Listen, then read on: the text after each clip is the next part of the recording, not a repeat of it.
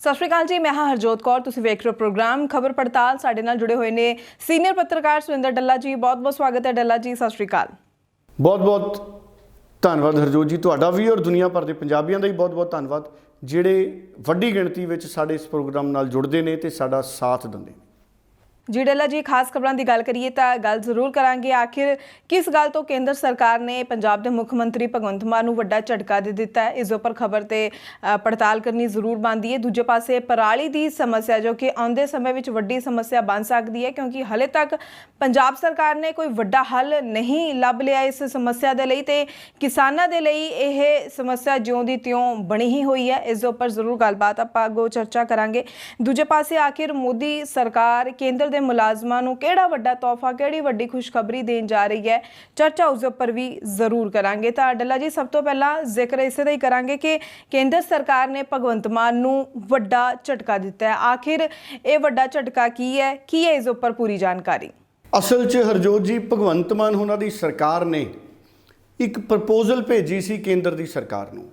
उस प्रपोजल दे मुताबक केंद्र सरकार 1500 रुपया पावे, पंजाब सरकार 500 रुपया पाएगी, दिल्ली सरकार भी 500 रुपया पाएगी तो 2500 रुपये पंजाब च किसानां नूं पराली दी साਂਭ संभाल ਉਹਨੂੰ खत्म करन दे लई ਉਹਨੂੰ ना साड़न दे बदले दिते जाण दी योजना सी। ये सिर्फ योजना सी, एक सुझाव सी। पर सवाल इत्थे बहुत वड्डा है कि सूबा सरकार ने जदों ये योजना बनाई तो सूबा सरकार दे नाल दिल्ली दी सरकार भी रल गई। दिल्ली वाले कहंदे असीं 500 रुपये पावांगे तो पंजाब सरकार कहंदी असीं भी 500 रुपये पावांगे। तो दिल्ली ते पंजाब वाले 500 रुपये पा के केंद्र तो 1500 रुपये चाह रहे सी। किते इहदे पिछे कोई सियासी मंतव तां नहीं सी? ये भी सवाल खड़ा हुंदा है। हुण सवाल ये है कि जे तुसीं सरकार इस दावे नाल बना के आए हो कि असीं पंजाब दी खेतीबाड़ी दे संकट नाल नजिठांगे, तो फिर की इस तरीके का सुझाव देण तो पहला केंद्र नूं प्रपोजल देण तो पहला की केंद्र नाल पंजाब दी सरकार ने कोई चिट्ठी पत्री कीती, कोई उन्हां तो मंजूरी लई भी असीं कोई प्रपोजल इस तरह की भेजीए जी? इहदा सवाल इस करके पैदा हुंदा है क्योंकि अरविंद केजरीवाल और बीजेपी दे विच सब कुछ सही नहीं है। दिल्ली दी विधान सभा दे विच अरविंद केजरीवाल तां वड्डे वड्डे इल्ज़ाम लाउंदे ने। वो तां कहंदे ने केंद्र दी सरकार दिल्ली दी आम आदमी पार्टी दी सरकार तोड़न नूं फिरदी है। पिछे जे अरविंद केजरीवाल ने तो गिना भी दिता भी किन्ने हज़ार करोड़ बीजेपी विधायकों नूं खर्चण ते खरीदण ते खर्च रही है। सो जदों सियासत इस पद्धर ते पहुँच जे तो फिर ये किवें असीं मान लीए कि ये प्रपोजल दिल्ली वाले स्वीकार कर लैणगे। और एक तत्थ होर है, देखो केंद्र ते अखां बंद करके इल्ज़ाम लाने ये वक्त की ज़रूरत नहीं है। अखां बंद करके ठीक है, मैं भी मानदा कि केंद्र की भारतीय जनता पार्टी साडे किसानां दीयां दिक्कतां नूं उस पद्धर ते नहीं समझ सकी जिस पद्धर ते समझना चाहिए सी। खेती कानूनां ने बहुत नुकसान किया, साडी किसानी का भी केंद्र सरकार का भी नुकसान किया, साडी अर्थ व्यवस्था का नुकसान किया। पंजाब की तो सारी आर्थिकता खेती पर आधारित है और साडे मुल्क की इकोनॉमी भी एग्रीकल्चर बेस्ड है। अजिहे हालातां दे विच ये गल समझ आउंदी है भी किते ना किते इस तरीके दे जिहड़े फैसले ने सोच समझ के लए जाने चाहिए ने। हुण सवाल ये है कि दिल्ली दे विच अरविंद केजरीवाल की सरकार सी, जदों अरविंद केजरीवाल साहब सब तो वध टारगेट दिल्ली का पंजाब की किसानी रहिंदी सी। कहंदे सी पंजाब की किसानी पराली साड़दी है तो दिल्ली च प्रदूषण हो जाता है। साडी खेतीबाड़ी यूनिवर्सिटी वाले कहंदे सी दिल्ली च पंजाब के झोने की पराली साड़न का प्रदूषण जा ही नहीं सकता। हुण तां मुख मंत्री साहब ने नवे वाइस चांसलर भी नियुक्त करते। की हुण पंजाब के नवे वाइस चांसलर आउंदे दिनां दे विच कोई टिप्पणी देणगे भी दिल्ली के प्रदूषण का कारण कि पंजाब की पराली साड़ना है? इस बार नितारा होगा जदों मजबूरी च। मैं तो चाहुंदा साडा कोई किसान पराली ना साड़े। हुण जिहड़ी मैं गल पहलां कर रहा सी हरजोत जी, सैकड़े करोड़ रुपए, 1000 करोड़ के करीब, 1000 करोड़ तो भी ज़्यादा रुपए केंद्र सरकार ने 2017 तो बाद पंजाब दीयां सरकारां नूं भेजे। ਕਹਿੰਦੇ ਤੁਸੀਂ ਮਸ਼ੀਨਰੀ ਆ ਖਰੀਦੋ, ਮਸ਼ੀਨਰੀ ਬੈਂਕ ਬਣਾਓ ਜਿਹਦੇ 'ਚ ਮਸ਼ੀਨਾਂ ਪੰਜਾਬ 'ਚ ਕਿਸਾਨ ਪਰਾਲੀ ਨਾ ਸਾੜਨ ਉਹਦਾ ਪ੍ਰਬੰਧ ਕਰਨ, ਉਹਨਾਂ ਮਸ਼ੀਨਾਂ ਦੇ ਨਾਲ ਪਰਾਲੀ ਖਤਮ ਕੀਤੀ ਜਾਵੇ। ਸਿਰਫ ਪਰਾਲੀ ਨਹੀਂ, ਕਿਸੇ ਵੀ ਫਸਲ ਦੀ ਰਹਿੰਦ ਖੁੰਹਦ, ਤੇ ਉਹ ਮਸ਼ੀਨਾਂ ਕਹਿੰਦੇ ਉਹ 'ਚ ਘੁਟਾਲਾ ਹੋ ਗਿਆ। ਸਾਬਕਾ ਜਿਹੜੇ ਖੇਤੀਬਾੜੀ ਮੰਤਰੀ ਸੀ ਕਾਕਾ ਰਣਦੀਪ ਸਿੰਘ, ਉਹਨਾਂ ਨੇ ਤਾਂ ਚਿੱਠੀ ਲਿਖਤੀ ਸੀ ਪ੍ਰਧਾਨ ਮੰਤਰੀ ਸਾਹਿਬ ਨੂੰ ਵੀ ਕਹਿੰਦੇ ਘੁਟਾਲੇ ਦਾ ਸ਼ੱਕ ਹੈ ਸਾਨੂੰ ਤਾਂ। ਸੋ ਇਸ ਕਰਕੇ ਕੇਂਦਰ ਨੂੰ ਇਹ ਕਹਿ ਦੇਣਾ ਵੀ ਕੇਂਦਰ ਪਰਾਲੀ ਦੇ ਨਜਿੱਠਣ ਲਈ ਗੰਭੀਰ ਨਹੀਂ ਹੈ, ਇਸ ਮਾਮਲੇ 'ਚ ਕੇਂਦਰ ਨੇ 1000 ਕਰੋੜ ਰੁਪਏ ਤੋਂ ਵੱਧ ਭੇਜਿਆ, ਹੋਰ ਅਸੀਂ ਕੀ ਆਸ ਕਰੀਏ। ਜੇ ਸੂਬੇ ਦੀ ਸਰਕਾਰ ਨੇ ਵੀ ਮੈਂ ਕਹਿੰਦਾ 500 ਕਰੋੜ ਵੀ ਨਾਲ ਪਾਇਆ ਹੁੰਦਾ, 1500 ਕਰੋੜ ਰੁਪਏ ਦੇ ਵਿੱਚ ਬਹੁਤ ਸ਼ੁਰੂਆਤੀ ਤੌਰ ਤੇ ਅਸੀਂ ਕਾਮਯਾਬੀ ਹਾਸਲ ਕਰ ਲੈਂਦੇ। ਖੈਰ, ਜਦੋਂ ਯੋਜਨਾ ਬਣਾਈ ਗਈ, ਦਿੱਲੀ ਦੀ ਸਰਕਾਰ ਨੇ ਸਿਰਫ 500 ਰੁਪਇਆ ਕਿਉਂ? ਦਿੱਲੀ ਦੀ ਸਰਕਾਰ ਨੂੰ 1500 ਰੁਪਇਆ ਪਾਉਣਾ ਚਾਹੀਦਾ ਸੀ ਕੇਜਰੀਵਾਲ ਦੀ ਸਾਹਿਬ ਦੀ ਸਰਕਾਰ ਨੂੰ, ਉਹ ਸਰਪਲਸ ਹੈ। ਜੇ ਉਹ ਇਲਜ਼ਾਮ ਲਾਉਂਦੇ ਸੀ ਦਿੱਲੀ ਵਾਲੇ ਵੀ ਪੰਜਾਬ ਦੀ ਪਰਾਲੀ ਸਾੜਨ ਕਰਕੇ ਦਿੱਲੀ 'ਚ ਪ੍ਰਦੂਸ਼ਣ ਹੁੰਦਾ ਹੈ, ਤੇ ਕੀ ਉਹ 1500 ਰੁਪਏ ਨਹੀਂ ਖਰਚ ਸਕਦੇ? ਮੰਨ ਲਿਆ ਦਿੱਲੀ 1500 ਪਾ ਦੇ, 500 ਭਗਵੰਤ ਮਾਨ ਪਾ ਦਿਓ। ਅਗਰ ਦਿੱਲੀ ਸਰਕਾਰ 1500 ਪਾਉਂਦੀ ਤੇ ਫਿਰ ਗੱਲ ਸਮਝ ਆਉਂਦੀ ਹੈ ਕਿ 2000 ਰੁਪਇਆ ਪੰਜਾਬ ਤੇ ਦਿੱਲੀ ਪਾ ਰਹੇ ਨੇ, ਅਸੀਂ 1500 ਰੁਪਇਆ ਨਰਿੰਦਰ ਮੋਦੀ ਦੀ ਸਰਕਾਰ ਤੋਂ ਮੰਗੀਏ। ਫਿਰ ਉਹ ਇਨਕਾਰ ਕਰਨ ਤੇ ਗੱਲ ਸਮਝ ਆਉਂਦੀ ਹੈ। ਇੱਥੇ ਤਾਂ ਹਰ ਗੱਲ ਪਿੱਛੇ ਇਸ਼ਤਿਹਾਰ ਹੈ, ਪੰਜਾਬ 'ਚ ਤਾਂ ਹਰ ਗੱਲ ਪਿੱਛੇ ਇਸ਼ਤਿਹਾਰ ਹੈ। ਜੇ ਉਹੀ ਪੈਸਾ ਪਰਾਲੀ ਵਾਲੇ ਪਾਸੇ ਆਪਾਂ ਲਾ ਲਈਏ, ਇਸ ਕਰਕੇ ਇਹ ਕਹਿ ਦੇਣਾ ਬਾਅਦ ਦੇ ਵਿੱਚ ਕਿ ਕੇਂਦਰ ਸਰਕਾਰ ਸਹਿਯੋਗ ਨਹੀਂ ਕਰ ਰਹੀ, ਇਸ ਮਾਮਲੇ ਦੇ ਵਿੱਚ ਅਸੀਂ ਬਹੁਤ ਵੱਡਾ ਕ੍ਰਾਂਤੀਕਾਰੀ ਕਦਮ ਪੁੱਟਣ ਜਾ ਰਹੇ ਸੀ। ਪ੍ਰਪੋਜ਼ਲ ਕੋਈ ਕ੍ਰਾਂਤੀਕਾਰੀ ਕਦਮ ਨਹੀਂ ਹੁੰਦਾ, ਪ੍ਰਪੋਜ਼ਲ ਹਰਜੋਤ ਜੀ ਕ੍ਰਾਂਤੀਕਾਰੀ ਕਦਮ ਨਹੀਂ ਹੁੰਦਾ। ਸੋ ਮੈਨੂੰ ਇਹ ਲੱਗਦਾ ਕਿ ਇਹ ਪ੍ਰਪੋਜ਼ਲ ਹੀ ਨਹੀਂ ਸੀ ਭੇਜਿਆ ਜਾਣਾ ਚਾਹੀਦਾ, ਇਹ ਪ੍ਰਪੋਜ਼ਲ ਕਿਸੇ ਹੋਰ ਤਰੀਕੇ ਨਾਲ ਭੇਜਿਆ ਜਾਣਾ ਚਾਹੀਦਾ ਸੀ। ਜਦੋਂ ਪੰਜਾਬ ਦੀ ਸਰਕਾਰ ਵੀ ਭਾਰ ਚੱਕਦੀ, ਦਿੱਲੀ ਦੀ ਸਰਕਾਰ ਵੀ ਭਾਰ ਚੱਕਦੀ, ਦਿੱਲੀ ਦੀ ਸਰਕਾਰ ਨਾ ਵੀ ਭਾਰ ਚੱਕਦੀ ਤੇ ਪੰਜਾਬ ਦੀ ਸਰਕਾਰ ਆਪਣੇ ਤੌਰ ਦੇ ਉੱਤੇ ਵੱਡਾ ਭਾਰ ਚੱਕਦੀ ਕਿ ਅਸੀਂ ਕਿਵੇਂ ਪਰਾਲੀ ਦਾ ਪ੍ਰਬੰਧ ਕਰਨਾ ਹੈ।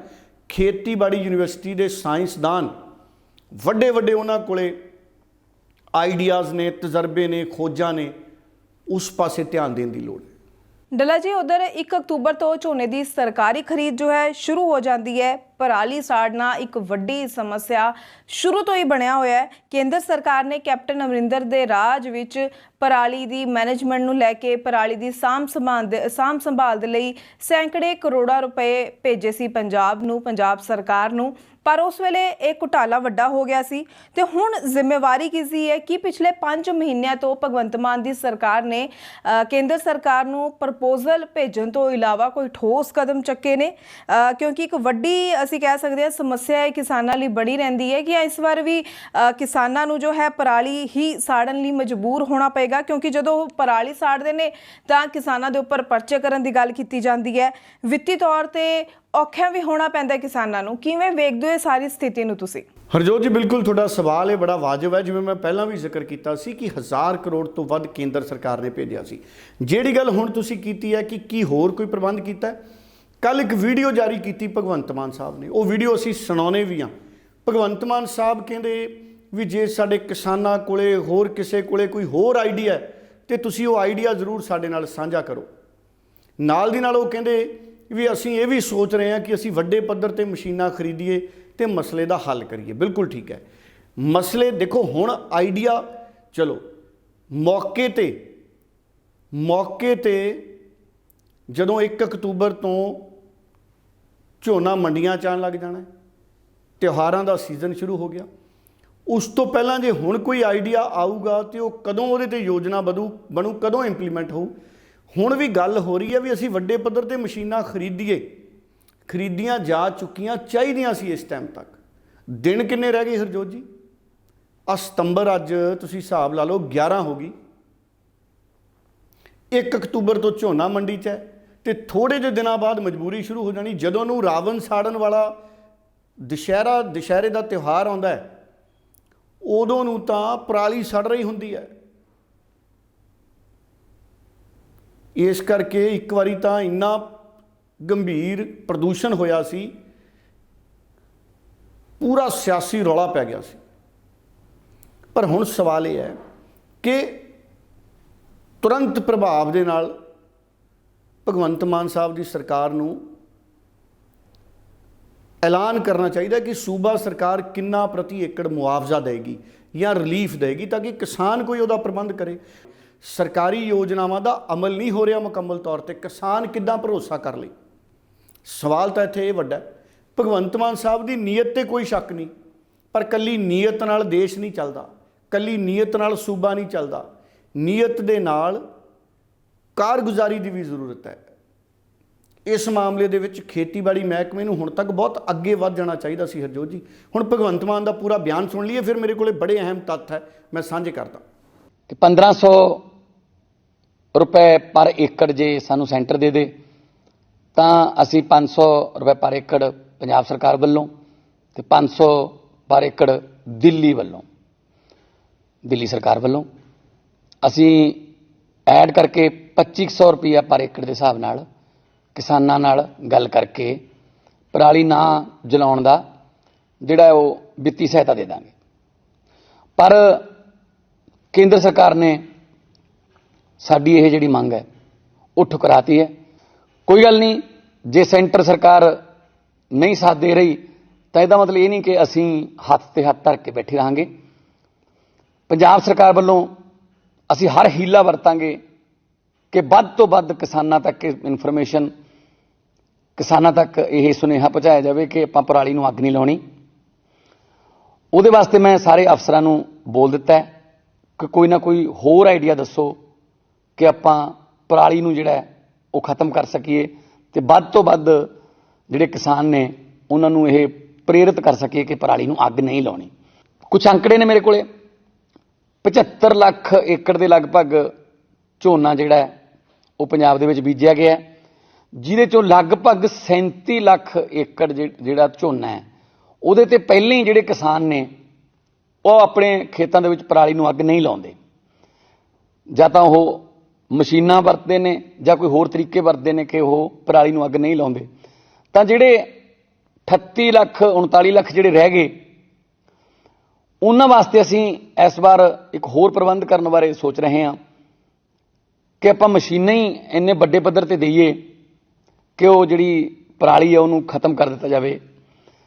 ਤਾਂ ਸਾਡੇ ਕੋਲ 1,05,000 ਮਸ਼ੀਨ ਜਿਹੜੀ ਹੈ ਉਹ ਅਵੇਲੇਬਲ ਹੋ ਜਾਊਗੀ। ਡੱਲਾ ਜੀ, ਜੇਕਰ ਗੱਲ ਕਰੀਏ ਆਮ ਆਦਮੀ ਪਾਰਟੀ ਅਤੇ ਭਾਰਤੀ ਜਨਤਾ ਪਾਰਟੀ ਦੀ, ਤਾਂ ਅੱਜ ਦੇ ਸਮੇਂ ਵਿੱਚ ਦੋਹਾਂ ਪਾਰਟੀਆਂ ਦੇ ਵਿਚਕਾਰ ਕਾਫੀ ਵੱਡਾ ਸਿਆਸੀ ਤਣਾਅ ਜ਼ਰੂਰ ਬਣਿਆ ਹੋਇਆ ਹੈ। ਬੀਜੇਪੀ ਆਮ ਆਦਮੀ ਪਾਰਟੀ ਦੀ ਐਕਸਾਈਜ਼ ਪਾਲਿਸੀ ਤੋਂ ਨਾਰਾਜ਼ ਹੈ। ਸੀਬੀਆਈ ਦੇ ਵੱਲੋਂ ਛਾਪੇਮਾਰੀ ਵੀ ਕੀਤੀ ਜਾਂਦੀ ਹੈ। ਈਡੀ ਵੱਲੋਂ ਆਮ ਆਦਮੀ ਪਾਰਟੀ ਦੇ ਲੀਡਰਾਂ ਨੂੰ ਨਿਸ਼ਾਨਾ ਬਣਾਇਆ ਜਾਂਦਾ ਸੀ। ਜਿਸ ਤਰੀਕੇ ਨਾਲ ਲਗਾਤਾਰ ਪਿੱਛੇ ਖਬਰਾਂ ਵੀ ਦੇਖ ਅਤੇ ਸੁਣ ਰਹੇ ਹਾਂ, ਅਜਿਹੇ ਹਾਲਾਤਾਂ ਦੇ ਵਿੱਚ ਅਗਰ ਅਸੀਂ ਗੱਲ ਕਰੀਏ, ਇਸ ਵਾਰ ਜਿਹੜਾ ਝੋਨੇ ਦਾ ਸੀਜ਼ਨ ਹੈ, ਕੀ ਬੀਜੇਪੀ ਝੋਨੇ ਦੀ ਲਿਫਟਿੰਗ ਸਮੇਂ ਸਿਰ ਕਰਵਾਏਗੀ? ਕੀ ਕਿਸਾਨਾਂ ਨੂੰ ਕਿਸੇ ਤਰ੍ਹਾਂ ਦੀ ਸਮੱਸਿਆ ਦਾ ਸਾਹਮਣਾ ਤਾਂ ਨਹੀਂ ਕਰਨਾ ਪਏਗਾ? ਕਿ ਕਿਸਾਨਾਂ ਨੂੰ ਆਮ ਆਦਮੀ ਪਾਰਟੀ ਅਤੇ ਬੀਜੇਪੀ ਵਿਚਕਾਰ ਜਿਹੜੀ ਇਹ ਸਿਆਸਤ ਚੱਲ ਰਹੀ ਹੈ ਉਸ ਸਿਆਸਤ ਦਾ ਸ਼ਿਕਾਰ ਤਾਂ ਨਹੀਂ ਹੋਣਾ ਪੈ ਜਾਏਗਾ? ਹਰਜੋਤ ਜੀ, ਤੁਹਾਡਾ ਸਵਾਲ ਤਾਂ ਬਹੁਤ ਅਹਿਮ ਹੈ, ਪਰ ਮੈਨੂੰ ਇਹ ਲੱਗਦਾ ਕਿ ਅੱਜ ਤੱਕ ਇਤਿਹਾਸ ਰਿਹਾ ਹੈ, ਕੇਂਦਰੀ ਪੂਲ ਦੇ ਵਿੱਚੋਂ ਕਦੀ ਵੀ ਇਨਕਾਰ ਨਹੀਂ ਹੋਇਆ ਪੰਜਾਬ ਦੇ ਔਰ ਹਰਿਆਣੇ ਦੇ ਕਣਕ ਝੋਨਾ ਚੱਕਣ ਦੇ ਲਈ। ਇਸ ਵਾਰ ਵੀ ਕੇਂਦਰ ਸਰਕਾਰ ਝੋਨਾ ਚੱਕੇਗੀ, ਕਿਉਂਕਿ ਸਾਨੂੰ ਪਤਾ ਹੈ ਜਿਸ ਤਰ੍ਹਾਂ ਨਾਲ ਰੂਸ ਦਾ ਔਰ ਯੂਕਰੇਨ ਦੇ ਵਿੱਚ ਯੁੱਧ ਦੇ ਹਾਲਾਤ ਰਹੇ ਨੇ, ਅਨਾਜ ਦੀ ਕਮੀ ਹੈ ਦੁਨੀਆ ਭਰ ਦੇ ਵਿੱਚ, ਔਰ ਸਾਡੇ ਮੁਲਕ ਦੇ ਵਿੱਚ ਅਨਾਜ ਦੀ ਕੋਈ ਕਮੀ ਨਹੀਂ। ਪਰ ਸਾਡੇ ਅਨਾਜ ਭੰਡਾਰ ਸੁਰੱਖਿਅਤ ਰੱਖਣ ਦੇ ਲਈ ਇਸ ਵਾਰ ਵੀ ਕੇਂਦਰ ਦੀ ਸਰਕਾਰ ਸਾਡਾ ਸਾਰਾ ਝੋਨਾ ਚੱਕੇਗੀ। ਉਹ ਠੀਕ ਹੈ ਕਿ ਹਰ ਵਾਰ ਦੀ ਤਰ੍ਹਾਂ ਰੁਕਾਵਟਾਂ ਆਉਣਗੀਆਂ, ਕਿਤੇ ਨਵੀਂ ਵੱਧ ਗਈ ਤਾਂ ਫਿਰ ਰੌਲਾ ਪਊਗਾ, ਫਿਰ ਕੇਂਦਰੀ ਟੀਮਾਂ ਆਉਣਗੀਆਂ, ਫਿਰ ਅਪਰੂਵ ਕਰਨਗੇ ਕਿ ਅਸੀਂ ਕਿੰਨੀ ਨਵੀਂ 'ਚ ਝੋਨਾ ਚੱਕਣਾ ਹੈ। 33-34 ਲੱਖ ਹੈਕਟੇਅਰ ਦੇ ਵਿੱਚ ਪੰਜਾਬ 'ਚ ਹਰ ਸਾਲ ਝੋਨਾ ਬੀਜਿਆ ਜਾਂਦਾ ਹੈ, ਕਣਕ ਵੀ ਝੋਨਾ ਵੀ। 150 ਲੱਖ ਮੀਟ੍ਰਿਕ ਟਨ ਦੇ ਆਸ-ਪਾਸ ਹੀ ਕਣਕ ਤੇ ਝੋਨੇ ਦਾ ਸਾਡਾ ਉਤਪਾਦਨ ਰਹਿੰਦਾ, ਔਰ ਇਹਦਾ 50% ਤੋਂ ਜ਼ਿਆਦਾ ਕੇਂਦਰੀ ਪੂਲ 'ਚ ਚਲਿਆ ਜਾਂਦਾ। ਵੱਖ-ਵੱਖ ਸਰਕਾਰੀ ਏਜੰਸੀਆਂ ਲੈ ਜਾਂਦੀਆਂ ਨੇ, ਪ੍ਰਾਈਵੇਟ ਸੈਕਟਰ ਵੀ ਲੈ ਜਾਂਦਾ, ਸਾਡੀਆਂ ਪੰਜਾਬ ਵਾਲੀਆਂ ਵੀ ਥੋੜ੍ਹਾ ਬਹੁਤਾ ਚੱਕਦੀਆਂ ਨੇ। ਇਸ ਵਾਰ ਵੀ ਮੈਨੂੰ ਨਹੀਂ ਲੱਗਦਾ ਕਿ ਝੋਨੇ ਦੀ ਲਿਫਟਿੰਗ 'ਚ ਕਿਸੇ ਤਰ੍ਹਾਂ ਦੀ ਦਿੱਕਤ ਆਊਗੀ। ਠੀਕ ਹੈ, ਨਰਿੰਦਰ ਮੋਦੀ ਔਰ ਅਰਵਿੰਦ ਕੇਜਰੀਵਾਲ ਦੇ ਵਿੱਚ ਸਿਆਸੀ ਟਿਊਨਿੰਗ ਸਹੀ ਨਹੀਂ। ਆਮ ਆਦਮੀ ਪਾਰਟੀ ਔਰ ਭਾਰਤੀ ਜਨਤਾ ਪਾਰਟੀ ਦੀ ਸਰਕਾਰ ਦੇ ਵਿੱਚ ਇਲਜ਼ਾਮਬਾਜ਼ੀਆਂ ਦਾ ਦੌਰ ਹੈ, ਕੇਜਰੀਵਾਲ ਸਾਹਿਬ ਕਰਪਟ ਕਹਿ ਰਹੇ ਨੇ ਬੀਜੇਪੀ ਨੂੰ। ਉਹ ਕਹਿੰਦੇ ਇਹ ਸਾਡੇ ਐਮਐਲਏ ਖਰੀਦਣਾ ਚਾਹੁੰਦੇ ਨੇ, ਕਰੋੜਾਂ ਰੁਪਏ ਦੇ ਕੇ। ਉਹਨਾਂ ਨੇ ਤਾਂ ਵਿਧਾਨ ਸਭਾ 'ਚ ਸਪੈਸ਼ਲ ਸੈਸ਼ਨ ਬੁਲਾ ਕੇ ਬਹੁਮਤ ਵੀ ਪਾਸ ਕੀਤਾ। ਸੋ ਬਹੁਤ ਜ਼ਿਆਦਾ ਟਕਰਾਅ ਹੈ ਅਰਵਿੰਦ ਕੇਜਰੀਵਾਲ ਔਰ ਨਰਿੰਦਰ ਮੋਦੀ ਉਹਨਾਂ ਦੀ ਸੋਚ ਦੇ ਵਿੱਚ। ਕੇਂਦਰ ਔਰ ਸੂਬੇ ਦੀ ਸਰਕਾਰ 'ਚ ਟਕਰਾਅ ਹੈ, ਕਿਉਂਕਿ ਪੰਜਾਬ 'ਚ ਵੀ ਆਮ ਆਦਮੀ ਪਾਰਟੀ ਦੀ ਸਰਕਾਰ ਹੈ, ਪਰ ਅੱਜ ਤੱਕ ਅਜਿਹਾ ਨਹੀਂ ਹੋਇਆ। ਪੰਜਾਬ 'ਚ ਕਾਂਗਰਸ ਦੀ ਵੀ ਸਰਕਾਰ ਸੀ ਤਾਂ ਕੇਂਦਰ ਸਰਕਾਰ ਭਾਵੇਂ ਬੀਜੇਪੀ ਦੀ ਹੋਵੇ ਤੇ ਉਹ ਕਣਕ ਝੋਨਾ ਸਾਡਾ ਚੱਕਦੇ ਨੇ। ਕੇਂਦਰ 'ਚ ਕਾਂਗਰਸ ਹੋਵੇ ਤੇ ਪੰਜਾਬ 'ਚ ਭਾਵੇਂ ਅਕਾਲੀ ਦਲ ਹੋਵੇ, ਬੀਜੇਪੀ ਹੋਵੇ, ਮਨਮੋਹਨ ਸਿੰਘ ਉਹਨਾਂ ਨੇ ਝੋਨਾ ਸਾਡਾ ਚੱਕਿਆ।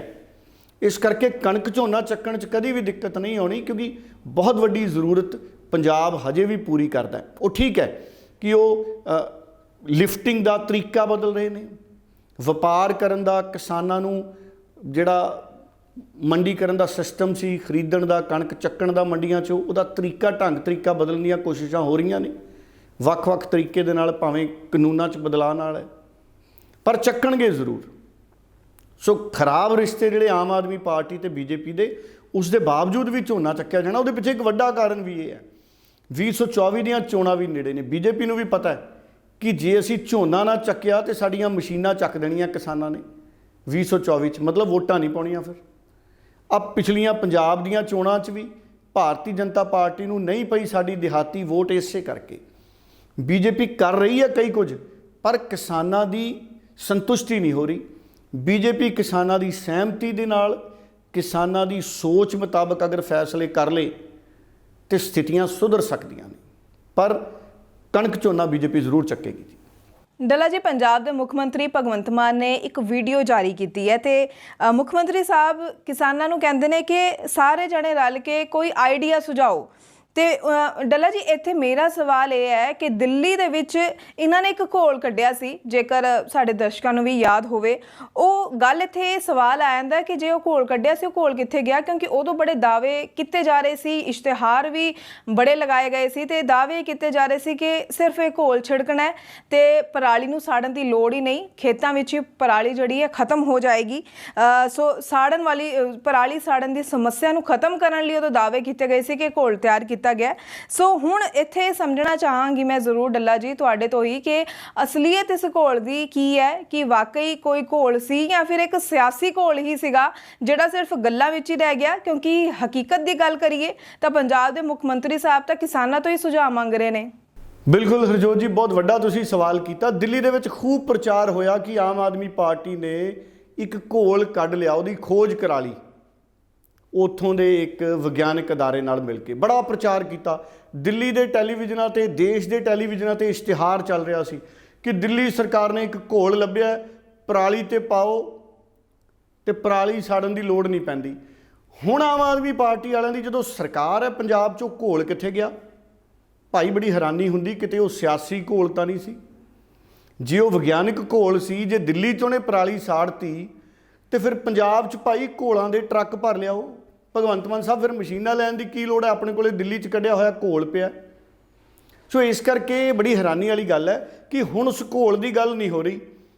ਅੱਗੇ ਜੇ ਕੋਈ ਪੰਜਾਬ 'ਚੋਂ ਕਹਿੰਦਾ ਸੀ ਵੀ ਉਹ ਘੋਲ ਪੰਜਾਬ 'ਚ ਅਸਰਦਾਰ ਸ਼ਾਇਦ ਨਾ ਹੋਵੇ ਤੇ ਆਮ ਆਦਮੀ ਪਾਰਟੀ ਵਾਲੇ ਕਹਿੰਦੇ ਸੀ ਅਸੀਂ ਦੇਖੋ ਖੋਜ ਕਰਕੇ ਦਿੱਲੀ 'ਚ ਹੱਲ ਕੱਢ ਲਿਆ, ਜੇ ਸਾਡੀ ਸਰਕਾਰ ਆ ਗਈ ਤੇ ਅਸੀਂ ਉਹ ਘੋਲ ਪੰਜਾਬ 'ਚ ਲਿਆਉਣਾ। ਹੁਣ ਮੈਨੂੰ ਹਜੇ ਤੱਕ ਤਾਂ ਮੈਨੂੰ ਕੋਈ ਜਾਣਕਾਰੀ ਦੇਖੋ, ਭਗਵੰਤ ਮਾਨ ਸਾਹਿਬ ਨੇ ਵੀਡੀਓ 'ਚ ਵੀ ਨਹੀਂ ਕਿਹਾ ਕਿ ਅਸੀਂ ਦਿੱਲੀ ਵਾਲਾ ਘੋਲ ਪੰਜਾਬ ਲਿਆਵਾਂਗੇ। ਭਾਈ ਜੇ ਐਡਾ ਕਾਮਯਾਬ ਸੀ ਉਹ ਘੋਲ, ਜਿਹਦੇ ਤੇ ਤੁਸੀਂ ਲੱਖਾਂ ਰੁਪਏ ਦੇ ਇਸ਼ਤਿਹਾਰ ਤਾਂ ਦਿੱਤੇ ਹੀ ਆ ਟੈਲੀਵਿਜ਼ਨਾਂ ਤੇ, ਫਿਰ ਉਹ ਘੋਲ ਪੰਜਾਬ 'ਚ ਲਿਆਓ। ਜਾਂ ਕਿਤੇ ਸੁਖਬੀਰ ਵਾਲੀ ਗੱਲ ਹੋ ਜੂ। ਸੁਖਬੀਰ ਵੀ ਕਹਿੰਦਾ ਸੀ ਵੀ ਸਾਡੀ ਸਰਕਾਰ ਬਣਾ ਦਿਓ, ਅਰੁਣ ਜੇਤਲੀ ਸਾਹਿਬ ਨੋਟਾਂ ਦੇ ਟਰੱਕ ਭਰ ਭੇਜਣਗੇ, ਟਰੱਕ ਆਇਆ ਕਰਨਗੇ ਨੋਟਾਂ ਦੇ ਭਰ। ਟਰੱਕ ਛੱਡੋ, ਮੈਨੂੰ ਲੱਗਦਾ 3 ਵੀਲਰ ਨਹੀਂ ਆਏ ਹੋਣੇ, ਛੋਟਾ ਹਾਥੀ ਆ ਜਾਂਦਾ ਨੋਟਾਂ ਵਾਲਾ ਤਾਂ ਵੀ ਪੰਜਾਬ ਦਾ ਕੁਝ ਸਰ ਜਾਣਾ ਸੀ। ਹੁਣ ਭਗਵੰਤ ਮਾਨ ਸਾਹਿਬ ਉਸ ਘੋਲ ਬਾਰੇ ਚਾਨਣਾ ਪਾਓ ਵੀ ਉਹ ਘੋਲ ਹੈ ਜਿਹੜਾ ਉਹ ਸੱਚਮੁੱਚ ਵਿਗਿਆਨਿਕ ਘੋਲ ਸੀ ਜਾਂ ਉਹ ਸਿਆਸੀ ਘੋਲ ਸੀ। ਤੇ ਜੇ ਸਿਆਸੀ ਘੋਲ ਸੀ ਫਿਰ ਤਾਂ ਚਲੋ ਮੰਨ ਲਾਂਗੇ ਵੀ ਭਾਈ ਇਸ਼ਤਿਹਾਰ ਸ਼ਤੂਰ ਦੇ ਕੇ ਉਦੋਂ ਸਿਆਸਤ ਕਰ ਲਈ, ਪਰ ਜੇ ਵਿਗਿਆਨਿਕ ਘੋਲ ਸੀ ਤੇ ਫਿਰ ਪੰਜਾਬ 'ਚ ਪਾਓ। ਜੇ ਦਿੱਲੀ 'ਚ ਉਹਨੇ ਪਰਾਲੀ ਖਤਮ ਕਰਤੀ ਤੇ ਪੰਜਾਬ ਵਾਲੀ ਪਰਾਲੀ ਕਿਹੜਾ ਵੱਖਰੀ ਦੁਨੀਆ ਤੋਂ ਆ? ਸੋ ਇਸ ਕਰਕੇ ਉਹ ਘੋਲ ਦਾ ਜ਼ਿਕਰ ਨਹੀਂ ਹੁੰਦਾ, ਉਸ ਘੋਲ ਦਾ ਜ਼ਿਕਰ ਹੋਣਾ ਚਾਹੀਦਾ। ਮੈਂ ਵੀ ਕੋਸ਼ਿਸ਼ ਕਰੂੰਗਾ ਆਉਂਦੇ ਦਿਨਾਂ 'ਚ ਪੰਜਾਬ ਖੇਤੀਬਾੜੀ ਯੂਨੀਵਰਸਿਟੀ ਦੇ ਜਿਹੜੇ ਮਾਹਰ ਵਿਗਿਆਨਕ ਨੇ ਉਹਨਾਂ ਨੂੰ ਮਿਲੀਏ ਤੇ ਉਹਨਾਂ ਤੋਂ ਪੁੱਛੀਏ ਕਿ ਉਹ ਘੋਲ ਕੀ ਪੰਜਾਬ 'ਚ ਕੰਮ ਕਰ ਸਕਦਾ ਹੈ ਜਾਂ ਕੀ ਤੁਹਾਡੇ ਕੋਲੇ ਆਪਣਾ ਕੋਈ ਘੋਲ ਹੈ। ਜ਼ਰੂਰ ਇਹ ਵਕਤ ਆ ਗਿਆ ਜਦੋਂ ਅਸੀਂ ਇਹਦੇ ਤੇ ਕੰਮ ਕਰਾਂਗੇ। ਡੱਲਾ ਜੀ ਕਹਿੰਦੇ ਨੇ ਕਿ ਮੋਦੀ ਸਰਕਾਰ ਜੋ ਹੈ 28 ਸਤੰਬਰ ਦੇ ਆਸ-ਪਾਸ ਕੇਂਦਰੀ ਮੁਲਾਜ਼ਮਾਂ ਦੇ ਲਈ ਖਜ਼ਾਨਾ ਖੋਲ੍ਹਣ ਜਾ ਰਹੀ ਹੈ, ਤੇ ਕੀ ਵੱਡੀ ਖੁਸ਼ਖਬਰੀ ਹੋ ਸਕਦੀ ਹੈ ਕੇਂਦਰ ਦੇ ਮੁਲਾਜ਼ਮਾਂ ਲਈ ਡੱਲਾ ਜੀ, ਕਿਉਂਕਿ ਜਿਸ ਨਾਲ ਦੇਸ਼ ਦੇ ਲੱਖਾਂ ਕੇਂਦਰ ਦੇ ਮੁਲਾਜ਼ਮ ਨੇ ਉਹਨਾਂ ਨੂੰ ਵੱਡਾ ਫਾਇਦਾ ਹੋ ਸਕਦਾ ਹੈ, ਉਹ ਬੜੇ ਖੁਸ਼ ਵੀ ਹੋ ਸਕਦੇ ਨੇ। ਕੀ ਇਹ ਨਵਾਂ ਵੱਡਾ ਸਰਪ੍ਰਾਈਜ਼, ਵੱਡਾ ਤੋਹਫਾ ਹੋ ਸਕਦਾ ਹੈ ਮੋਦੀ ਸਰਕਾਰ ਵੱਲੋਂ ਕੇਂਦਰ ਦੇ ਮੁਲਾਜ਼ਮਾਂ ਲਈ? ਹਰਜੋਤ ਜੀ 28 ਤਰੀਕ ਨੂੰ ਇਸ ਮਹੀਨੇ ਦੀ 28 ਸਤੰਬਰ ਨੂੰ ਕਹਿੰਦੇ ਕੇਂਦਰੀ ਕੈਬਨਿਟ ਦੀ ਮੀਟਿੰਗ ਹੈ, ਜਿਹਦੀ ਅਗਵਾਈ ਪ੍ਰਧਾਨ ਮੰਤਰੀ ਨਰਿੰਦਰ ਮੋਦੀ ਕਰਨਗੇ। ਚਰਚਾਵਾਂ ਅਜਿਹੀਆਂ ਨੇ ਕਿ 28 ਸਤੰਬਰ ਨੂੰ ਹੋਣ ਵਾਲੀ ਕੈਬਨਿਟ ਦੀ ਮੀਟਿੰਗ ਦੇ ਵਿੱਚ, ਕੇਂਦਰੀ ਕੈਬਨਿਟ ਦੀ ਮੀਟਿੰਗ 'ਚ ਫੈਸਲਾ ਹੋ ਸਕਦਾ ਹੈ ਕਿ ਅਸੀਂ ਕੇਂਦਰੀ ਮੁਲਾਜ਼ਮਾਂ ਤੇ ਪੈਨਸ਼ਨਰਾਂ ਦੇ ਮਹਿੰਗਾਈ ਭੱਤੇ ਵਿੱਚ ਵਾਧਾ ਕਰੀਏ। ਸੋ ਜੇ ਕੇਂਦਰ ਸਰਕਾਰ ਮਹਿੰਗਾਈ ਭੱਤੇ ਵਿੱਚ ਵਾਧਾ ਕਰਦੀ ਹੈ ਤੇ ਕਰੋੜਾਂ ਹੀ ਕੇਂਦਰੀ ਮੁਲਾਜ਼ਮ ਨੇ ਜਿਹੜੇ ਉਹਨਾਂ ਕੇਂਦਰੀ ਮੁਲਾਜ਼ਮ ਔਰ ਪੈਨਸ਼ਨਰ, ਉਹਨਾਂ ਦੇ ਮਹਿੰਗਾਈ ਭੱਤੇ 'ਚ ਵਾਧਾ ਹੋਏਗਾ, ਉਹਨਾਂ ਦੀਆਂ ਤਨਖਾਹਾਂ ਤੇ ਪੈਨਸ਼ਨਾਂ ਜਿਹੜੀਆਂ ਨੇ ਉਹ ਵੱਧ ਜਾਣਗੀਆਂ। ਔਰ ਤਿਉਹਾਰਾਂ ਦੇ ਸੀਜ਼ਨ ਤੋਂ ਪਹਿਲਾਂ ਨਰਿੰਦਰ ਮੋਦੀ ਦੀ ਸਰਕਾਰ ਇਹ ਵੱਡਾ ਫੈਸਲਾ ਲੈ ਸਕਦੀ ਹੈ। ਉਂਝ ਵੀ ਕੇਂਦਰੀ ਕਰਮਚਾਰੀਆਂ ਨੂੰ ਜਿਹੜੇ ਸਹੂਲਤਾਂ ਤੇ ਭੱਤੇ ਨੇ ਉਹ ਸੂਬਾ ਸਰਕਾਰਾਂ ਦੇ ਮੁਲਾਜ਼ਮਾਂ ਨਾਲੋਂ ਬਹੁਤ ਜ਼ਿਆਦਾ ਨੇ, ਪਰ ਜਿਵੇਂ ਜਿਵੇਂ ਮਹਿੰਗਾਈ ਵੱਧ ਰਹੀ ਹੈ ਜ਼ਰੂਰਤ ਸਾਰਿਆਂ ਨੂੰ ਹੈ। ਅਜਿਹੇ ਵਿੱਚ ਸੂਬਾ ਸਰਕਾਰ ਨੂੰ ਵੀ ਇਸ ਪਾਸੇ ਧਿਆਨ ਦੇਣ ਦੀ ਲੋੜ ਹੈ ਕਿ ਸੂਬੇ ਦੀਆਂ ਸਰਕਾਰਾਂ ਚੰਗੀਆਂ ਨੀਤੀਆਂ ਬਣਾਉਣ, ਹਵਾ 'ਚ ਉੱਡਣ ਵਾਲੀਆਂ ਪਾਲਿਸੀਆਂ ਨਾ ਬਣਾਉਣ।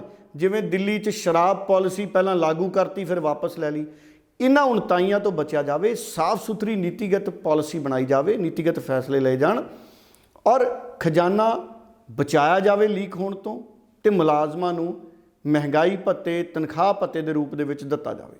ਡੱਲਾ ਜੀ ਗੱਲ ਕਰੀਏ ਤਾਂ ਖਬਰਾਂ ਦੇ ਵਿੱਚ ਵੀ ਜਿਹੜਾ ਮਾਮਲਾ ਬਹੁਤ ਜ਼ਿਆਦਾ ਵੱਧ ਰਿਹਾ ਹੈ। ਇੱਕ ਪਾਸੇ ਤਾਂ ਹੁਸ਼ਿਆਰਪੁਰ ਵਿੱਚ ਇੱਕ ਥਾਣੇਦਾਰ ਨੇ ਆਤਮ ਹੱਤਿਆ ਕਰ ਲਈ, ਸੁਸਾਈਡ ਨੋਟ ਦੇ ਵਿੱਚ ਆਪਣੇ ਇੱਕ ਸੀਨੀਅਰ ਅਫਸਰ ਦਾ ਉਹ ਨਾਮ ਲਿਖ ਜਾਂਦੇ ਨੇ, ਮੁੱਦਾ ਕਾਫੀ ਗਰਮਾਇਆ ਹੋਇਆ। ਦੂਜੇ ਪਾਸੇ ਪੰਜਾਬ ਅਤੇ ਹਰਿਆਣਾ ਹਾਈਕੋਰਟ ਵਿੱਚ ਇੱਕ ਮਾਮਲੇ ਦੀ ਸੁਣਵਾਈ ਦੇ ਦੌਰਾਨ ਹਾਈਕੋਰਟ ਨੇ ਇੱਕ ਟਿੱਪਣੀ ਦਿੱਤੀ ਹੈ। ਟਿੱਪਣੀ ਵਿੱਚ ਉਹਨਾਂ ਨੇ ਕਿਹਾ ਕਿ ਸੁਸਾਈਡ ਨੋਟ ਵਿੱਚ ਕਿਸੇ ਦਾ ਨਾਂ ਲਿਖਿਆ ਜਾਣਾ ਕਿਸੇ ਨੂੰ ਆਤਮ ਹੱਤਿਆ ਲਈ ਮਜਬੂਰ ਕਰਨ ਦੇ ਦੋਸ਼ ਸਾਬਤ ਕਰਨ ਲਈ ਨਾ ਕਾਫੀ ਹੈ। ਯਾਨੀ ਉਸ ਨੂੰ ਸਿਰਫ ਅਸੀਂ ਨਹੀਂ ਮੰਨ ਸਕਦੇ ਕਿ ਕਿਸੇ ਦਾ ਨਾਂ ਲਿਖਤਾ ਕਿਸੇ ਨੇ ਸੁਸਾਈਡ ਨੋਟ ਦੇ ਵਿੱਚ ਤਾਂ ਅਸੀਂ ਉਸ ਨੂੰ ਉਸਦੇ ਲਈ ਜ਼ਿੰਮੇਵਾਰ ਨਹੀਂ ਠਹਿਰਾ ਸਕਦੇ ਕਿਸੇ ਦੀ ਸੁਸਾਈਡ ਦੇ ਲਈ। ਤੇ ਇਸਦੇ ਉਹਨਾਂ ਨੇ ਕਿਹਾ ਕਿ ਇਸ ਦੇ ਲਈ ਬਹੁਤ ਸਾਰੇ ਤੱਥ ਨੇ ਜਿਨ੍ਹਾਂ ਦੇ ਉੱਪਰ ਜਾਂਚ ਹੋਣੀ ਚਾਹੀਦੀ ਹੈ, ਪੜਤਾਲ ਹੋਣੀ ਚਾਹੀਦੀ ਹੈ। ਤੁਸੀਂ ਕਿਵੇਂ ਵੇਖਦੇ ਹੋ ਇਹਨਾਂ ਸਾਰੀਆਂ ਹੀ ਸਥਿਤੀਆਂ ਨੂੰ? ਹਰਜੋਤ ਜੀ, ਬੜੀ ਮੰਦਭਾਗੀ ਖਬਰ ਕੱਲ ਸਾਹਮਣੇ ਆਈ ਜਦੋਂ ਇੱਕ ਥਾਣੇਦਾਰ ਨੇ, ASI ਨੇ ਆਤਮ ਹੱਤਿਆ ਕਰ ਲਈ ਔਰ ਉਹਨਾਂ ਨੇ ਇੱਕ ਸੁਸਾਈਡ ਨੋਟ ਛੱਡਿਆ, ਜਿਹਦੇ ਵਿੱਚ ਉਹਨਾਂ ਨੇ ਇੱਕ SHO ਨੂੰ, ਇੰਸਪੈਕਟਰ ਪੱਧਰ ਦੇ ਆਪਣੇ ਸੀਨੀਅਰ ਅਧਿਕਾਰੀ ਨੂੰ ਜ਼ਿੰਮੇਦਾਰ ਠਹਿਰਾਇਆ। ਸੁਸਾਈਡ ਨੋਟ ਦੇ ਵਿੱਚ ਉਸ ਥਾਣੇਦਾਰ ਨੇ ਲਿਖਿਆ ਕਿ ਮੈਨੂੰ ਵੱਡੇ ਅਫਸਰ ਨੇ ਗਲਤ ਤਰੀਕੇ ਨਾਲ ਮੇਰੇ ਨਾਲ ਪੇਸ਼ ਆਏ, ਦੁਰਵਿਵਹਾਰ ਕੀਤਾ, ਜ਼ਲੀਲ ਕੀਤਾ, ਇਸ ਤਰੀਕੇ ਦੇ ਸ਼ਬਦ ਉਹਨਾਂ ਨੇ ਲਿਖੇ, ਜਿਸ ਕਰਕੇ ਮੈਂ ਆਤਮ ਹੱਤਿਆ ਕਰ ਰਿਹਾ। ਇਹ ਆਪਣੇ ਆਪ ਦੇ ਵਿੱਚ ਬਹੁਤ ਹੈਰਾਨ ਕਰਨ ਵਾਲਾ ਮਾਮਲਾ ਹੈ ਹਰਜੋਤ ਜੀ। ਔਰ ਪੰਜਾਬ ਪੁਲਿਸ ਨੂੰ ਕਈ ਢੰਗ ਤਰੀਕਿਆਂ ਤੇ ਕੰਮ ਕਰਨ ਦੀ ਜ਼ਰੂਰਤ ਹੈ। ਸਭ ਤੋਂ ਪਹਿਲਾਂ ਤਾਂ ਮੈਂ ਇਹ ਕਹੂੰਗਾ ਕਿ ਸਾਡੇ ਮੁਲਕ 'ਚ, ਸਾਡੇ ਸੂਬੇ 'ਚ ਪੁਲਿਸ ਦਾ ਸਿਆਸੀਕਰਨ ਬਹੁਤ ਜ਼ਿਆਦਾ ਹੋ ਗਿਆ। ਹੁਣ ਉਹ ਸਿਆਸੀਕਰਨ ਦਾ ਨੁਕਸਾਨ ਕੀ ਹੋਇਆ? ਸਿਆਸੀਕਰਨ ਦਾ ਨੁਕਸਾਨ ਇਹ ਹੋਇਆ ਕਿ ਸਾਡੇ ਜਿਹੜੀ ਪੁਲਿਸ ਫੋਰਸਸ ਨੇ, ਡਿਸਪਲਿਨਡ ਫੋਰਸਸ ਨੇ, ਆਪਣੇ ਹੱਕ 'ਚ ਆਵਾਜ਼ ਹੀ ਨਹੀਂ ਬੁਲੰਦ ਕਰ ਸਕਦੇ। ਤੁਸੀਂ ਦੇਖੋ ਸੁਪਰੀਮ ਕੋਰਟ ਦੇ ਜੱਜਾਂ ਨੇ ਪ੍ਰੈਸ ਕਾਨਫਰੰਸ ਕਰਤੀ ਸੀ ਭਾਈ, ਸੁਪਰੀਮ ਕੋਰਟ ਦੇ 4 ਜੱਜਾਂ ਨੇ ਪ੍ਰੈਸ ਕਾਨਫਰੰਸ ਕਰਤੀ ਵੀ ਸਾਡੇ ਨਾਲ ਆਹ ਦਿੱਕਤਾਂ ਆ ਰਹੀਆਂ ਨੇ, ਪਰ ਪੰਜਾਬ ਪੁਲਿਸ ਦਾ ਨਾ ਕੋਈ ਅਫਸਰ ਨਾ ਮੁਲਾਜ਼ਮ ਉਹ ਕਦੀ ਪ੍ਰੈਸ ਕਾਨਫਰੰਸ ਵੀ ਨਹੀਂ ਕਰ ਸਕਦਾ ਵੀ ਅਸੀਂ ਇਹਨਾਂ ਦਿੱਕਤਾਂ ਦੇ ਵਿੱਚ ਹਾਂ। ਹੁਣ ਉਹ ਦਿੱਕਤਾਂ ਕੀ ਨੇ? ਹੁਣ ਜਿਹੜੀ ਇਹ ਨੌਬਤ ਆਈ, ਥਾਣੇਦਾਰ ਸਾਹਿਬ ਨੇ ਜਿਹੜੀ ਸੁਸਾਈਡ ਕੀਤਾ, ਉਹਦੇ ਪਿੱਛੇ ਕਾਰਨ ਕੀ ਨੇ? ਉਹਦੇ ਪਿੱਛੇ ਸਿਰਫ ਇੱਕੋ ਕਾਰਨ ਕਦੀ ਨਹੀਂ ਹੁੰਦਾ। ਉਹ ਠੀਕ ਹੈ, ਉਹਨਾਂ ਦੇ ਜਿਹੜੇ ਇਲਜ਼ਾਮ ਨੇ ਉਹਨਾਂ ਦੀ ਇਨਕੁਆਇਰੀ ਹੋਊਗੀ, ਕਿਉਂਕਿ ਮੈਂ ਉੱਥੋਂ ਦੇ SSP ਦੀ ਗੱਲ ਸੁਣ ਰਿਹਾ ਸੀ ਹੁਸ਼ਿਆਰਪੁਰ ਦੇ। ਉਹਨਾਂ ਨੇ ਬੇਨਤੀ ਕੀਤੀ ਹੈ ਕਿਸੇ ਵੀ ਮੁਲਾਜ਼ਮ ਨੂੰ, ਕੋਈ ਸੀਨੀਅਰ ਅਫਸਰ ਤੋਂ ਤੰਗ ਪਰੇਸ਼ਾਨ ਹੈ, ਕੋਈ ਆਪਣੀ ਉਹਨਾਂ ਨੂੰ ਨਿੱਜੀ ਸਮੱਸਿਆ ਹੈ, ਤੇ ਜਦੋਂ ਮਰਜ਼ੀ ਮੈਨੂੰ ਆ ਕੇ ਮਿਲਣ, ਅਸੀਂ ਉਹਦਾ ਹੱਲ ਕਰਾਂਗੇ। ਇਸ ਤਰੀਕੇ ਦਾ ਕਦਮ ਨਹੀਂ ਚੁੱਕਣਾ। ਹੁਣ ਉਹ SHO ਜਿਹਦੇ ਤੇ ਇਲਜ਼ਾਮ ਲੱਗੇ, ਉਹਨਾਂ ਨੂੰ ਤੁਰੰਤ ਪ੍ਰਭਾਵ ਤੋਂ ਲਾਈਨ ਹਾਜ਼ਰ ਕਰ ਦਿੱਤਾ ਗਿਆ, ਲਾਈਨ ਤੇ ਭੇਜ ਦਿੱਤਾ ਗਿਆ ਪੁਲਿਸ ਲਾਈਨ 'ਚ, ਤਾਂ ਕਿ ਇਨਕੁਆਇਰੀ ਪ੍ਰਭਾਵਿਤ ਨਾ ਹੋਵੇ। ਤੇ ਇਨਕੁਆਇਰੀ ਉਸ ਮਾਮਲੇ ਦੇ ਵਿੱਚ ਆਰਡਰ ਕਰ ਦਿੱਤੀ ਗਈ ਹੈ।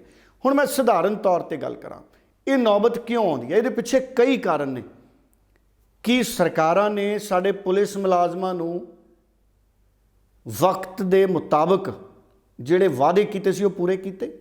ਹੁਣ ਸਾਡੀ ਨਵੀਂ ਸਰਕਾਰ ਵੀ ਕਹਿੰਦੀ ਸੀ ਵੀ ਅਸੀਂ ਜਿਹੜੇ ਪੁਲਿਸ ਮੁਲਾਜ਼ਮ ਨੇ ਉਹਨਾਂ ਨੂੰ ਸ਼ਿਫਟਾਂ 'ਚ ਕੰਮ ਦੇਵਾਂਗੇ। ਮੈਂ ਵੀਡੀਓ ਦੇਖਦਾ ਸੀ, ਕਈ ਸਾਡੇ ਪੁਲਿਸ ਦੇ ਮੁਲਾਜ਼ਮ, ਕਈ ਸਾਡੀਆਂ ਪੁਲਿਸ ਦੀਆਂ ਮੁਲਾਜ਼ਮ ਭੈਣਾਂ ਭੰਗੜੇ ਗਿੱਧੇ ਵਾਲੀਆਂ ਵੀਡੀਓ ਵੀ ਆਈਆਂ ਵੀ ਜੇ ਆਮ ਆਦਮੀ ਪਾਰਟੀ ਦੀ ਸਰਕਾਰ ਆ ਗਈ ਤਾਂ ਸਾਡੀਆਂ ਸ਼ਿਫਟਾਂ ਬਣ ਜਾਣਗੀਆਂ, ਸਾਨੂੰ 8-9 ਘੰਟੇ ਕੰਮ ਕਰਨ ਨੂੰ ਮਿਲ ਜੂ। ਕੀ 8-9 ਘੰਟੇ ਦੀ ਸ਼ਿਫਟ ਹੋਈ ਪੁਲਿਸ ਮੁਲਾਜ਼ਮਾਂ ਦੀ? ਜੇ ਹੋਈ ਤਾਂ ਬੜੀ ਖੁਸ਼ੀ ਵਾਲੀ ਗੱਲ ਹੈ, ਪਰ ਸਾਰੀਆਂ ਥਾਵਾਂ ਤੇ ਸੰਭਵ ਨਹੀਂ ਲੱਗਦਾ। ਜੋ ਹਾਲਾਤ ਬਣੇ ਹੋਏ ਨੇ ਪੰਜਾਬ ਪੁਲਿਸ ਦੇ, ਦਬਾਅ ਪੰਜਾਬ ਪੁਲਿਸ ਤੇ ਬਹੁਤ ਜ਼ਿਆਦਾ ਹੈ, ਮਨੋਵਿਗਿਆਨਿਕ ਦਬਾਅ ਵੀ ਹੈ, ਪੋਲੀਟੀਕਲ ਦਬਾਅ ਵੀ ਹੈ। ਹੁਣ ਕਈ ਜੁਰਮ ਇਹੋ ਜਿਹੇ ਨੇ ਜਿਹੜੇ ਪੁਲਿਸ ਆ ਕੇ ਨਹੀਂ ਰੋਕ ਸਕਦੀ। ਜੇ ਦੋ ਵਿਅਕਤੀ ਆਪਸ 'ਚ ਇੱਕ ਦੂਜੇ ਤੇ ਹਮਲਾ ਕਰ ਦਿੰਦੇ ਨੇ ਤੇ ਪੁਲਿਸ ਨੂੰ ਕਿਵੇਂ ਪਤਾ ਹੋਊਗਾ ਥਾਣੇ ਬੈਠੇ ਹੋਏ ਵੀ ਭਾਈ ਆ ਫਲਾਣੇ ਦੋ ਵਿਅਕਤੀਆਂ ਨੇ ਆਪਸ 'ਚ ਹਮਲਾ ਕਰਨਾ ਇੱਕ ਦੂਜੇ ਤੇ? ਹਾਂ, ਪੁਲਿਸ ਕਿਸ ਪਾਸੇ ਧਿਆਨ ਰੱਖ ਸਕਦੀ ਹੈ? ਡਕੈਤੀਆਂ ਹੋ ਜਾਣ ਤੇ ਤੁਰੰਤ ਲੋਕ ਗ੍ਰਿਫਤਾਰ ਹੋਣ, ਡਕੈਤੀਆਂ ਹੋਣ ਨਾ, ਦੁਕਾਨਾਂ ਲੁੱਟੀਆਂ ਨਾ ਜਾਣ, ਮਕਾਨਾਂ 'ਚ ਚੋਰੀ ਨਾ ਹੋਵੇ, ਪੁਲਿਸ ਦੀ ਨਫਰੀ ਹੋਵੇ, ਗਸ਼ਤ ਹੋਵੇ ਪੁਲਿਸ ਦੀ। ਉਹ ਕਦੋਂ ਹੁੰਦੀ ਹੈ? ਜਦੋਂ ਮੁਲਾਜ਼ਮ ਸਰਪਲਸ ਹੋਣ, ਉਸ ਪਾਸੇ ਧਿਆਨ ਦੇਣ ਦੀ ਲੋੜ ਹੈ। ਇੱਕ ਐਮਐਲਏ ਨੂੰ ਇੰਨੇ ਮੁਲਾਜ਼ਮ, ਕਈ ਲੀਡਰਾਂ ਦੇ ਨਾਲ ਇੰਨੇ ਗਨਮੈਨ। ਸ਼ੁਰੂ 'ਚ ਆਮ ਆਦਮੀ ਪਾਰਟੀ ਨੇ ਵਿਰੋਧੀ ਪਾਰਟੀਆਂ ਤੋਂ ਤਾਂ ਸਿਕਿਉਰਟੀਆਂ ਵਾਪਸ ਲਈਆਂ ਸੀ, ਪਰ ਆਪਣੇ ਵਾਲਿਆਂ ਨੂੰ ਦੇਤੀਆਂ ਵਾਪਸ ਲੈ ਕੇ। ਥੋੜ੍ਹੇ ਬਹੁਤੇ ਉਹਨਾਂ 'ਚੋਂ ਅਗਰ ਅਸੀਂ ਘਟਾ ਲੈਂਦੇ, ਘਟਾਏ ਵੀ ਹੋਣਗੇ ਥੋੜ੍ਹੇ ਬਹੁਤੇ, ਪਰ ਫਿਰ ਵੀ ਨਫਰੀ ਦੀ ਕਮੀ ਹੈ, ਮੁਲਾਜ਼ਮਾਂ ਦੀ ਕਮੀ ਹੈ। ਮੁਲਾਜ਼ਮਾਂ ਦੀ ਸ਼ਿਫਟ 8 ਜਾਂ 9 ਘੰਟੇ ਹੋਣੀ ਚਾਹੀਦੀ ਹੈ। 8-9 ਘੰਟੇ ਬਾਅਦ ਮੁਲਾਜ਼ਮ ਆਪਣੇ ਘਰ ਜਾਵੇ। ਕਈ ਮੁਲਾਜ਼ਮ ਇੱਦਾਂ ਦੇ ਆ ਜਿਨ੍ਹਾਂ ਨੂੰ ਮੈਂ ਜਾਣਦਾ, ਜਿਨ੍ਹਾਂ ਨੇ ਹਫਤਾ ਆਪਣੇ ਪਰਿਵਾਰ 'ਚ ਹੀ ਨਹੀਂ ਜਾ ਸਕਦੇ। ਉਹ ਕਈਆਂ ਨੂੰ ਇਹ ਵੀ ਨਹੀਂ ਪਤਾ ਹੁੰਦਾ ਉਹਨਾਂ ਦਾ ਜਵਾਕ ਕਿਹੜੀ ਕਲਾਸ 'ਚ ਹੋ ਗਿਆ, ਕਿਉਂਕਿ ਦਬਾਅ ਡਿਊਟੀਆਂ ਦਾ ਇੰਨਾ।